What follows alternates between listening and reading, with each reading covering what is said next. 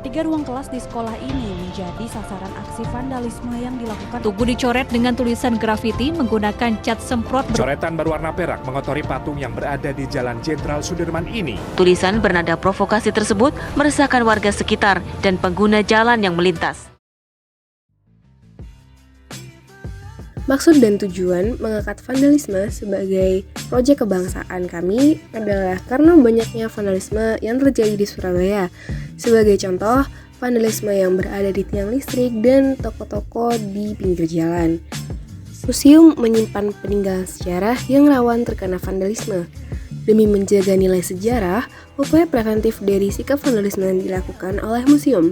Museum Dr. Sutomo dipilih karena museum tersebut berhasil menjaga peninggalan sejarahnya dari sikap vandalisme. Dengan adanya video ini, diharapkan semua yang melihat dapat mengetahui lebih lanjut mengenai vandalisme, penyebab vandalisme, dan juga pencegahan perilaku vandalisme.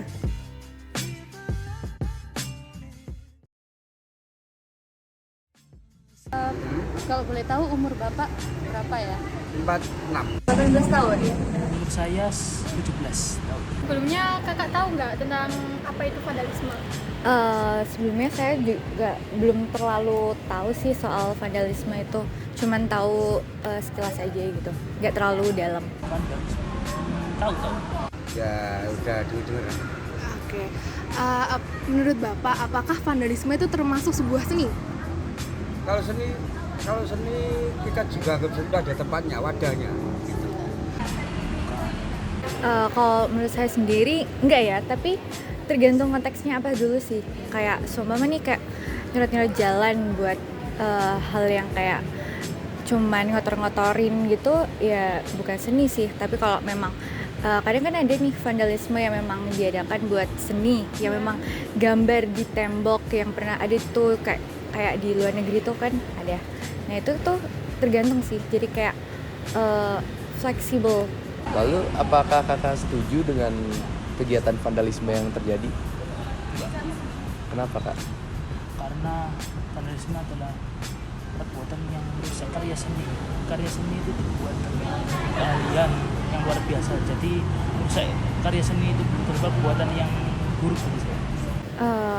Kembali lagi ya, kayak yang sebelumnya aku bilang, kalau aku sendiri sih tergantung tujuannya. Karena itu kan relatif, tergantung arahnya mau dibawa kemana. Kalau misalnya memang merusak ya kurang setuju sih. Kalau memang cuma untuk seni, untuk meramaikan infrastruktur yang ada supaya yang awalnya sepi, kayak kurang bagus gitu kalau dilihat, itu jadi lebih indah lagi sih gitu. Kalau dicoret-coret di jalan ya kita kurang setuju, seperti museum nih dicoret-coret. Yeah. Kita kurang ya nggak setuju sekali lah. Ini kan juga untuk melestarikan sejarah. Kalau museum dicoret kan pembayaran dengan kan kurang enak lah kalau ada coret-coretan. Jadi kurang setuju ya Pak? Kurang setuju sekali. Kalau tempat wadah untuk mengkreasikan ya seninya itu ada tempat di mana lah, itu kita dukung lah. Apa Kakak merasa aman berada di lingkungan yang mungkin sering terjadi sasaran vandalisme? Kalau di sini berarti konteksnya negatif ya kalau kayak gitu. Kurang nyaman sih, apalagi kan kalau mereka benar-benar ngeganggu fasilitas yang ada nih, kan fasilitas umum juga buat orang banyak toh. Menurut saya sih tidak. Terima kasih Pak. Terima kasih banyak. Baik kak, terima kasih ya kak. Sama-sama. Terima kasih atas jawabannya. Iya. Terima kasih waktunya. Berkenalan dulu, Ibu, siapa namanya? Nama saya Rani, saya salah satu staf dari Museum Dr. Sutomo. Kenapa didirikan museum ini?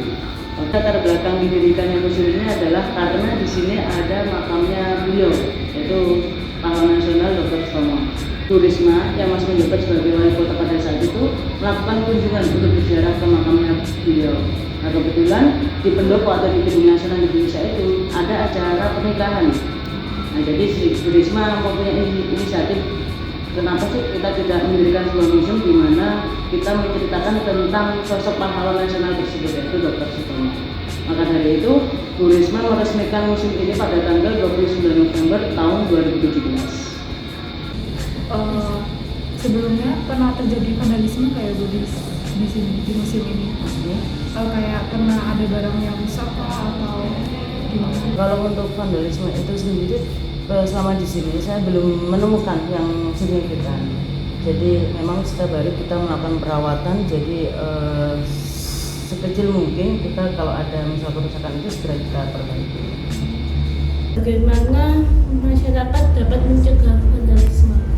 Jadi kita memberikan pengetahuan dan juga mengajak gimana sih kita harus menjaga peninggalan sejarah. Karena memang bangunan ini memang sangat langka, karena ini adalah tempat di mana para pejuang kita berjuang untuk kemerdekaan Indonesia. Jadi kita memberikan pengertian dan pengetahuan sedikit pada masyarakat. Baik Ibu, terima kasih waktunya. Sama-sama.